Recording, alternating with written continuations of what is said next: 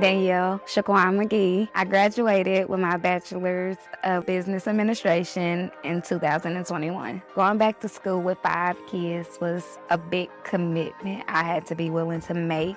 I do think the older ones really understood what I was trying to do, and I'm very open with my kids. So we did have a conversation before I decided that I was going to take this big step and how much I needed their support. When I came to Martin, it was like everything was perfect.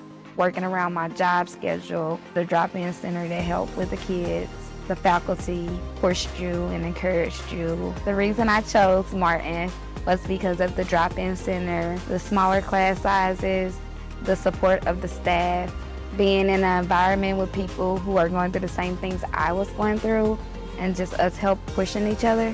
For too long, Martin University has been Indiana's best kept secret, and I'm on a mission to change that.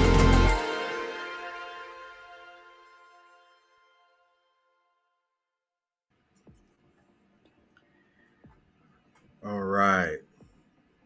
Welcome to Let's Talk Live with Martin University, the live podcast, bringing much needed community conversations to the table. Today, this is a storyteller series from one of our community leaders. I'm super excited about bringing this individual to all of you to introduce who he is. We will discuss current and future state plans, as well as community engagement and how Martin University aligns with their vision and mission, as well as our vision and mission. So without further ado, let me introduce to you Brian Richardson, the Director of Diversity and Equity and Inclusion over at the Indianapolis Codes. How you doing, sir? I'm well. It's a pleasure to be here with you, man, and thanks for the opportunity to speak. Thanks for sharing with us and joining us on this Let's Talk Live today. Just want to ask you a few questions, man, because I know a lot of folks want to know like who you are. You're kind of new to the scene, so just tell us a little bit Yeah, about your background and where you're from and all those things that are included in that. yeah, man. So I'm a kid from a single parent household, born and raised in Saginaw, Michigan. Was a former college football player. Played college football at Culver-Stockton College in Canton, Missouri. Had a chance to go to the Senior Bowl my senior year. Talked with Canadian League scouts. Thought about chasing the dream of playing pro football, but also was at the time accepted into graduate school. So instead of chasing the dream, I said I want something with a little more stability. Went and got my master's degree from Southern Illinois University, Edwardsville, um, where I majored in kinesiology with an emphasis on sport and exercise behavior and a concentration on sports psychology.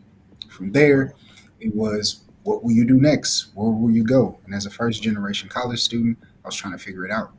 So I relied on the mindset and the philosophy that my coach brought me in, which was we're going to take care of business on Saturdays, but what we do every day after Saturday is entirely up to you all on this campus. You'll have a chance to be more than an athlete, and don't let anybody put you in any particular box. You can control your own narrative.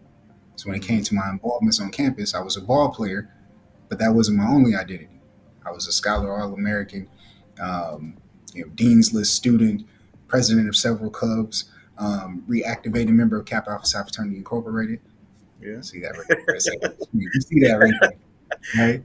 And yeah, then we'll go to grad school, get the graduate assistantship in campus recreation and club sports, still having this passion around sports. And, you know, uh, my journey took me to working in higher ed. So I used to be in your ranks, working with students, starting off as an area coordinator, and I was the RA's boss, in addition to being the coordinator for multicultural affairs, and that gave me my introduction to the diversity and inclusion space. From there, I realized that this was something that was a passion of mine, doing this type of work, advocating for the most marginalized and disenfranchised, and having these types of conversations where you can bring people along together, where we can see that it's important to do this work, to focus on these groups, and here's how everybody benefits from it, right? So really shifting the needle there. From there, would go on and start working at Indiana University. I became the director of my own offices and